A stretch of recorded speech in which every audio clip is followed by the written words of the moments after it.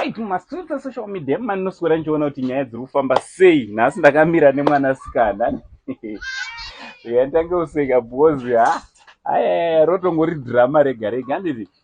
But pane dzimwe nyaya manje dzinenge dzichiitika mastreets dzekuti unenge wakushaura kuti ichokwadi here kana kuti inongori acting. Ndosaka tauya kwaari nhasi tikati timbokurukura tichinzwawo kuti zvakamira sei. Mabridjo Makasimba re Ango Saint. Aiwa ndiri boss uri kudidi? Zvese zviri boss zvamurungoona kuti nyama yebaby inangu zita rangu musazoti Mabridjo Ango next time. Ndinonzi the hottest lady in both America and Africa because hapana mukadzi akandikunda kunaka panyika like muAfrica nekuAmerica. Alright. Period. Alright. Yeah.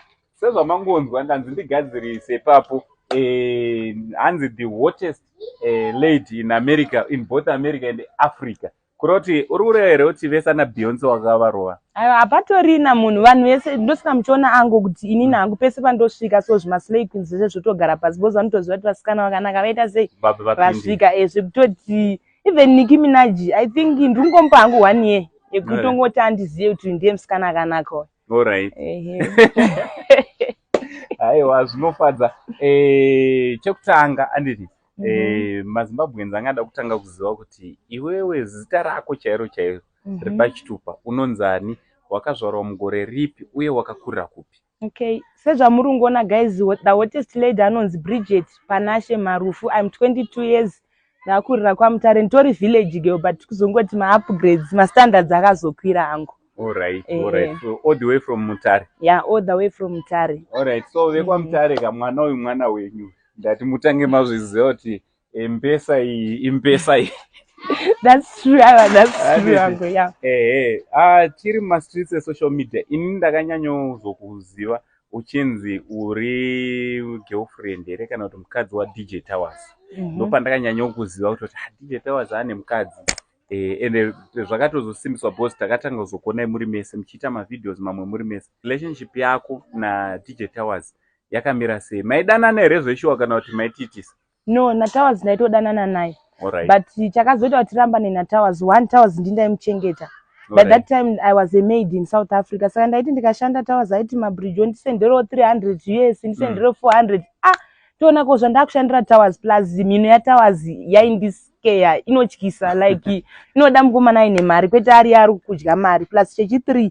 Akamurambira kuti Towers akatenga like atengi hembe. Anotora hembe like zviya kuti ndokumbira kumboedza and stuff opiwa hembe oya nayo mastreets inenge dzine matag ozodzosera. Saka ndakazona kuti ndiri kudanana nemunhu ane pressure too much patown apa ndiri kumuchengeta apa akashata mechi yacho todanana taitodanana but Towers ndindaimuchengeta. Alright. Plus hembe dzake ndozvo ndakazomusiyira izvozvo plus kushata. Alright. Ndiri papo DJ Towers muchidanana chichaita I think up until now achirugara kumba kwabereki wake. Chichi aikuudzawo here kuti why achirugara kumba kwabereki ende imimi mainondirana kupo enda kumba kwavo here kuna wabereki kana kuti aitouya kuside kwako iwe? To be honest with you, Uncle Saint, ndechekuti Towers asati ane mari yekuti angagara ega. Saka ndozvimwe zvezvinhu zvandakazotarisa ndambokuudza kuti ndindaimuchengeta. Towers asati ane mari yekuti angakwanisa kutotiwo abude kana unolodza kumavenues. No, he can't afford. It's too low. Ma standards achiri pasi. Zvekutoti even mota yanofamba nayo akakureteswa naProfit Eddie. Zvinhu zvake zvese zvizhinji asi zvake. Ndosaka Towers akatoti atobuda kutoti anogara kune imwe imba ritori drama angu. Alright. Towers zvemari asati anayo. Iwo pawakamuda waifunga kuti ane mari here kana kuti chii chakaitika ende makasangana sei? Was it through the internet or makatosangana like physically? No, it was through the internet. Towers ndaitomuda ndichifunga zvinhu zvake ndezvemachokwadi. Pandakazotoona kuti even ndiwe dzemukati anenge achitongokumbirawo naProfit Eddie vana Jubo itakosha vachimupa achizodzosera. Alright. Because munoona kuti munhu usati wakudanana naye unotofunga kuti maybe Mabridjo maybe chinotowana zvekudaro. Maybe wakuzodanana naye unotoona kuti ko Mabridjo zvaanotorarira musoro yeshiri. Saka ndo zvakaitika pana Towers. Zvandaitarisira takasangana internet iye aiti ane 2 million rands net worth but pandakazotopinda ndakatoona kuti ane 2 million RTGS. So the things were not functioning well. Alright. Saka papa makasiyana here kana kuti muchiri message izvezvitama friends naTowers because kuti tichaenderera mberi nelevel iri azvichaiti. Saka ndakatoona kuti Towers munhu wekutoti izvezvo akati Mabridjo ndodawo masocks ndomomukavhawo mabridge ondodawo chakati saka taama friends makungowirirana takungowirirana makawirirana yenyu kuti muchawirirana nenzira iyoyo pasisina zvemalavila hapasisina because towers akungodeserve twasikana twe mumageto haisusu taamabig saka towers can't afford me akuafodha wasikana vemastreets. Tiri papo panyaya yenetwork uri kuratidza kuti iwewe uri pamusoro patowers. Iwewe network yako vana tinomboonawo machinyora kuti network yamabridge zvakamira zvakadai network. Iwewe network yako yakamira sei? Uyezve is it through social media, the internet, kuti usvike pauri kana kuti zvakamira sei? Uye ndezvipi zvaunoti izvi zvinobatika ndine chakati nechakati nechakati? Angosendi ini nangu zvinhu zvinobatika zvandinazo, bhutsu dzandinadzo ndedzangu. Angosendi trousers nderangu, t-shirt ndeyangu. Ini angosendi ndingangoti panetwork I can't disclose because kwandakaromba ndakanzi ndisazotaura. Angosendi but so far so good, mari ndinayo. Alright, panyaya yekuromba ndachitotya hangu kuibvunza. Chinhu chatakangonzwa mumastreets imomo kuti mabridge uri kunzi une pawakabata. That's why uri kunzi every 3 months unotounge uri kuno Zimbabwe, but we know kuti you are based in South Africa. Chii chiri kuitika? Is it true kana kuti zvakatoitika? Because vazhinji vano there's no smoke without fire. No, angosendi ini chandingangoda kutaura pazvinhu izvi. Ndingangoda kuti inini ndakatoromba zvechokwadi, ndakaromba angosendi, but I can't disclose because ndikadisclose ndinofa. Ndosaka muchiona kuti even izvezvi hembe dzangu tori nemategi dzangu sendi kungoti chete paHarare vanhu vacho vakanyanya kudhibha. Zvimwe zvinhu zvekutoti handiri muri kuona mategi atoripo, handiri muri kuzviona ka saka zvimwe zvinhu zvekuti angosendi mamungazvinzwisisi, but kuromba ndakaromba, but I can't disclose, and every 3 months ndotoya kuno kuzosimbisa, but I'm proud of myself angosendi because kuromba kwangu hakusi kwekuuraya vanhu, hama dzangu dzichiripo dzakakwana, mari yangu ndiri kudya. Saka but I can't disclose kuti ndakarombera kupi, zvakafamba sei, because it's too early izvezvi kuti ndiudze vanhu. Because as you can see angosendi muZimbabwe pavakadzi vese hapana ane mari kundidarika. But handingoda hangu chete kuti vanhu vazvizive, because muZimbabwe vanenge vakamaster chigame chekuroya. Vanozondiroya angosendi ndisati ndadya mari yangu. Alright, but tiri kuti ipapo so far mapositions aunoti inda nechakati nechakati zvatouya kuburikidza nekubata-bata kwawakaita. Network yekuromba angosendi haiverengi, haitotaurwi zvekutoti ndikataura angosendi ndogona kungo zvinhu zvangu zvogona kudonha. Network yekuromba haitauri, but as far kana muchitondiona munonyadzona kuti mwana ari kudya ma-US. Kana makatongonditarisa ipapo you can confirm to them kuti aiwa mwana ari kudya ma-US, but I can't disclose. But at least ndingazotaura hangu angosendi. Ngai ndingoti inini ndingoperera ipapo. Network yangu handikadiscoveri vanhu kuti ndinemba kana kuti ndine chii.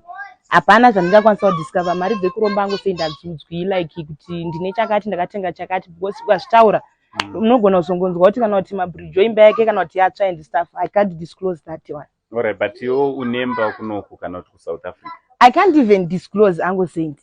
Izvozvo I can't even disclose zvinhu izvo zvakaita seizvozvo. Asi chamunofanira kungoziva ndizvo zvandataura zvokuti ndakaromba, but I can't disclose kuti ndine chii nechii nechii nechii. Alright, but pakuromba kwachona kwanga kuri kwekuti kwembiri here kana kuti kwemari? No, kwemari angosendi. But munongoziva zvazvingori zvekuromba zvine malevels. Inini hangu ndakasarudza kwemari, handingaromberi bobobo kana munda kumusha uko kana kurombera mbiri. Mbiri chinhu chinongouya, mbiri ndagara ndandingori like ndogona kuitsvaga kana ndichida. Mari ndo inonetsa kutsvaga angosendi. Alright. MuZimbabwe iwewe you are into comedy, handiti? Ndeupi comedian waungati uyu muZimbabwe ndewa anokukunda kana kuti waunotya kumaladies? So far kuti ndingatya ndingadi kuti hangu ndotya angosendi. But ndingori nendofunga 3 vanhu vandoda kupa mashout out. I think Mhosva TV, Biwezhira naMadam Boss. Ndo vanhu so far wekutoti tikatarisa. Inangu I'm not a comedian. Ndiri Nicki Minaj light kana kuti Cardi B light. Ndingori socialite and stuff, but vanhu yo 3, Madam Boss, Biwezhira naMama V. So far muZimbabwe ndo vari kubata basa. Alright, ko rimwe rudende rwese. Because pane mazita vatotofunga kuti makuru awasiya ipapo. But vachiti vanoita comedy.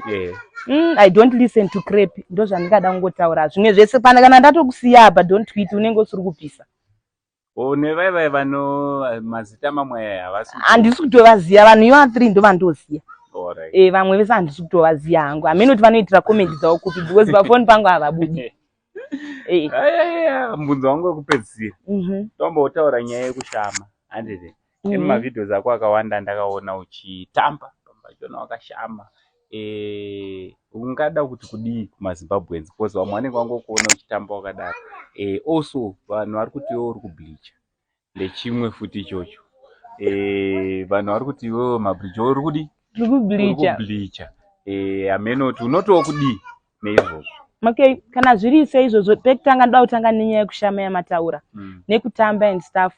I think Zimbos vane problem because the same dance inoitwa namakadzi vachiisa moto, the same dance ikaitwa namabridge vanoshora.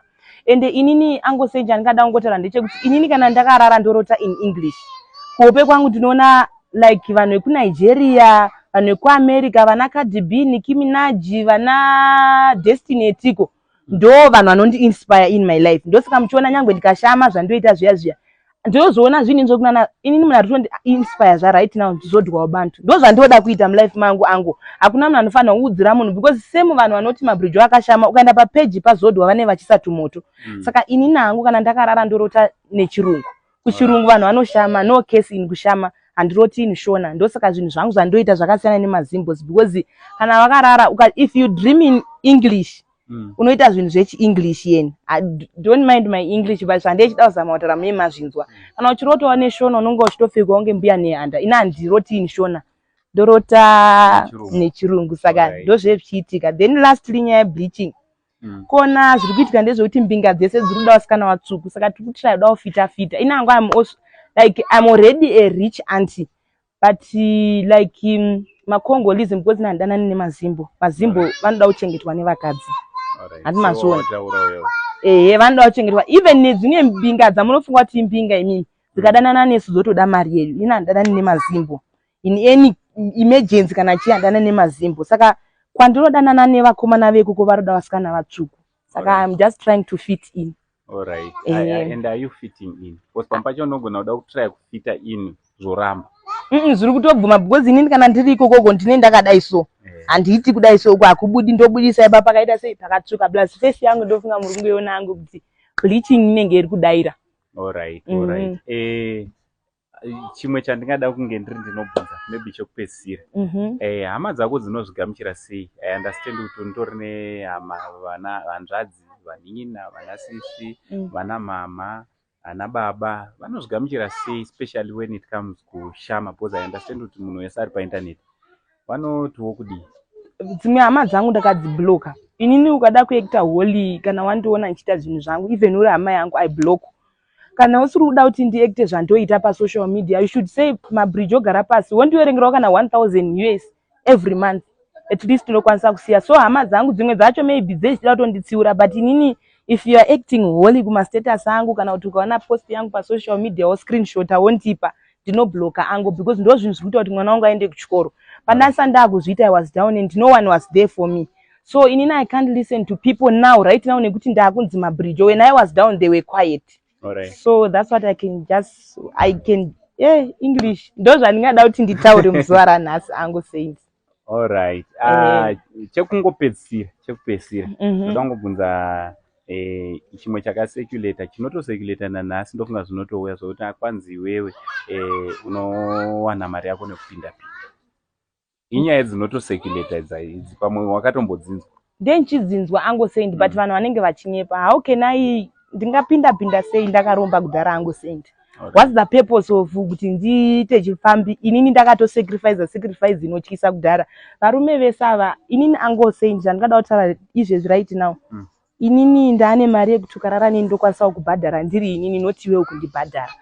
So even vanhu vandiri kuudza kuti ndiri kutobleachira ndikatobleacha ingori nawo kuti ndingofita chete kana kuti kumaCongolese kana kuti kune imwe nyika but zvisingadi kuti ndiri kutsvaga mari yangu ikoko inini ndindotovabhadhara kana vakarara neni saka hapana pandingazopinda for my maboys ari kutsvaga mabhebhi vai vanovabhadhara unogona kutoita mbinga resi yavo ndotanga ndatarisa maqualities kuti wakanaka here because angosei ndingazotosora DM yangu yaane zindura zvevarume saka ndotanga ndatarisa kuti munhu uyu akanaka here zvekuti mari yangu inodiseva kuti ndimupe ndotanga ndatarisa vanhu vakanaka kana wakashata don't even bother to come to my DM especially mazimbo handitomadi mazimbo handitomadi angosei.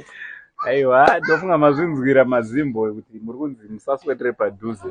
Ndichitaura naye mwanasikana iye anonzi Bridget Panashe Marufu ne22 years ndofunga takurukura. Aiwa rake repaindastry ukatsvaga Bridget Panashe aumuwani, anonzi Mabridjo, and the hottest lady in Africa and in America.